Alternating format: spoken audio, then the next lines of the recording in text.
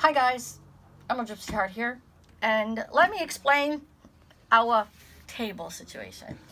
The other day when I was cutting out my squares, I was on the floor probably about an hour and a half, maybe 2 hours, and yeah, I couldn't get up. So my sister and my son put together this little table thing, and it's just high enough for me to be able to iron without hunching over, and as well as for me to be able to cut my fabric.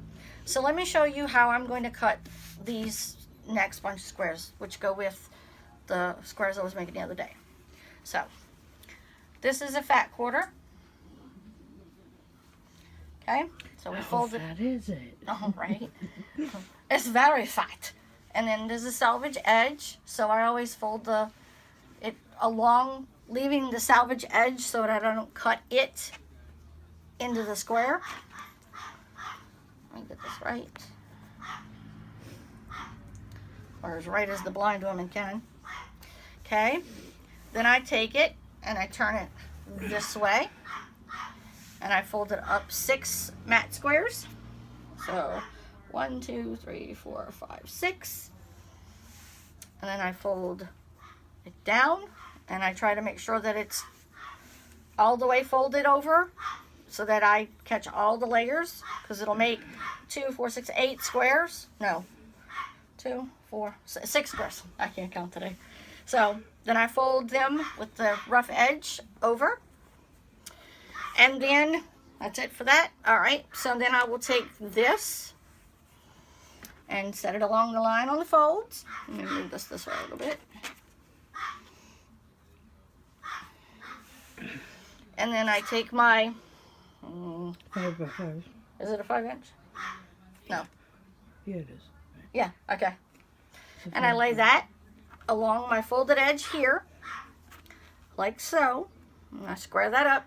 I'm going to do a review on this. Again, I mentioned it in another video. It's from Fabric Junction, and it's a handheld rotary cutter, which makes easy cutting for me. Just remember that, you know, your fingers don't actually touch the blade, and I have this so that I know which way is the front. And you and it gives me an opportunity to, you know, line up the edge of my cutter to the edge of my ruler.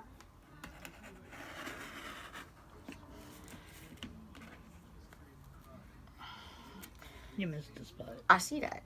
Oops. Gotta remember that I put it upside down so that I don't cut myself. So let me come back over here like so. There we go. Close enough for hand grenades and horseshoes. Anyway, so that's how I cut. Let me get my scissors. Hang on. Scissors. Dun, dun, dun. Dun, dun, dun, dun, dun.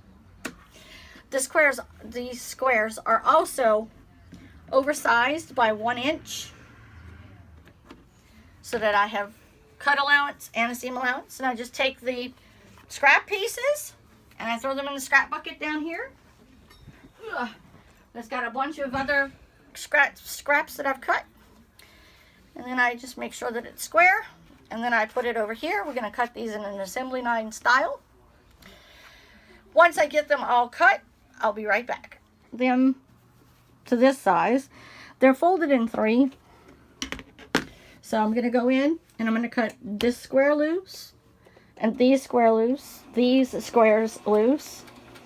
And then I'm going to unfold it again, which is right here. And I'm going to cut that square loose.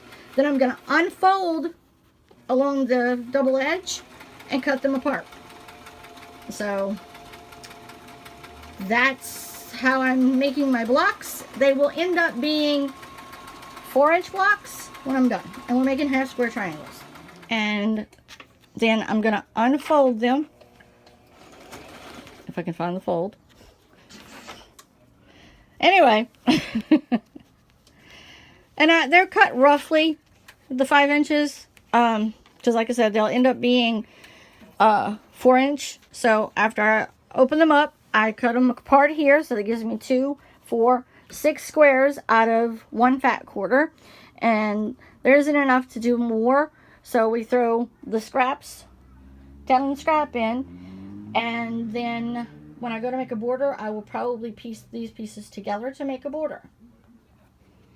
My squares I'll cut roughly 6 inches. We're gonna make pairs right sides together of like a dark, and I would consider this one a light. So you put those two together. So once I have those separated as best I can, I'll be back to show you how to draw your lines and cut your half square triangle. I have my pairs set up. I take my 2 pieces right sides together, and then I take my long ruler and I go from point to point, and I draw a line with you ever tried to find things in the camera, but not really? All right.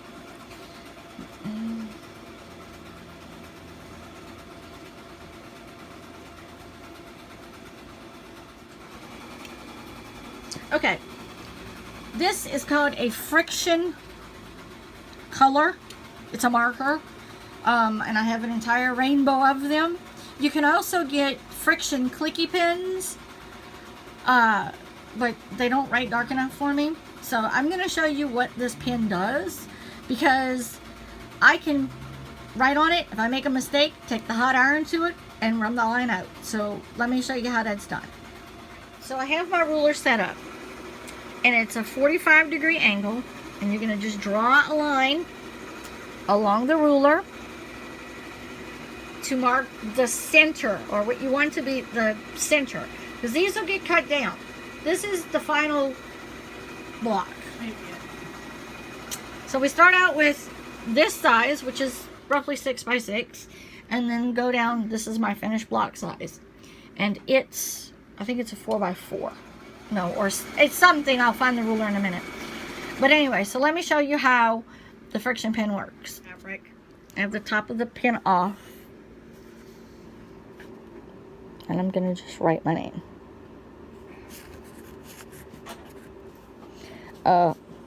Okay, I lied. I'm just going to scribble because I can't write without holding the paper. But anyway, you see the pen mark. Find the point. Now, hot iron, no steam. Okay, let's take this piece over to this little section of the ironing board. And you see my scribble.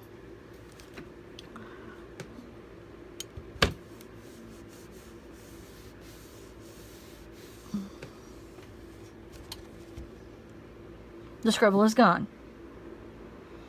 I would check on fabric before you try it, because again, other colors may not work as well. And I'll show you a clicky pen as soon as I find one. It's across the table. So now I'm going to mark all my triangles down the center, make my triangles down the center, and I'll be back to show you how to sew them together. Now that I've got them all marked and clipped together, I don't pin my things because I'm visually impaired and I don't see them. So this is my stack, and I'm going to set up and I'm going to show you how to sew them. Each block makes 2 quilt blocks. So as soon as I get to sewing, and I have my finished ones in a Ziploc bag so that they don't get lost, because you know I get lost in a paper bag sometimes.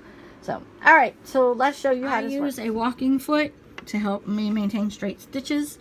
So this is the line that I have drawn, and I have my presser foot to the left of the line, and I'm going to just sew straight stitch straight down, and then I'm going to turn it around and I'm going to do the same thing. And then when we go to cut them apart, we cut them apart on this line between the 2 rows of stitching. So nicely along, had them almost done, and realized they weren't getting any thread. So, since I can't see to thread the thing,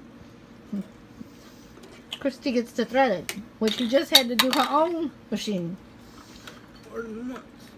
So, now she's got to pick it out of the channels. So, I don't know what I'm going to do. I don't know if I'm going to finish them tomorrow, or if I'm going to work on them a little bit more tonight. I don't know. First of all, I'm eating my dinner. of free bread and free potato salad and a hammy cheesy sandwich. It's got tomatoes on it. With tomatoes.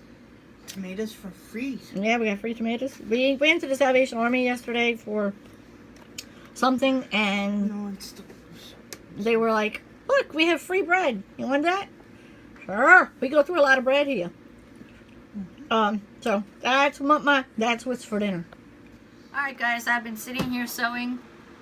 The fiasco was twice I popped the string while trying to piece the pieces through. So now I have to stop after each one and cut it free. Anyway, so as soon as I finish the second set of stitches, I'm going to call it a night. So hopefully I'll get up here tomorrow and show you how to cut them and press them and turn them into their final shape. Be good, stay out of trouble. Don't do anything we wouldn't do. See y'all tomorrow. Bye.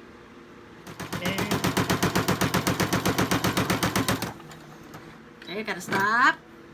Lift up everything. And I don't use the cutter blade behind it because I always manage to unthread my machine that way.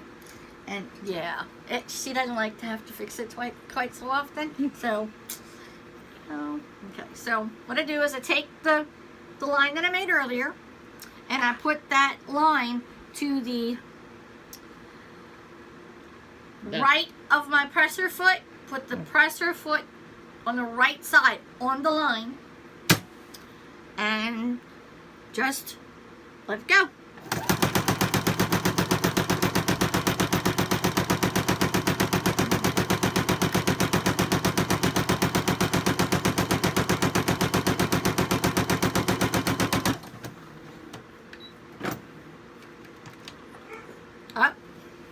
Guess what?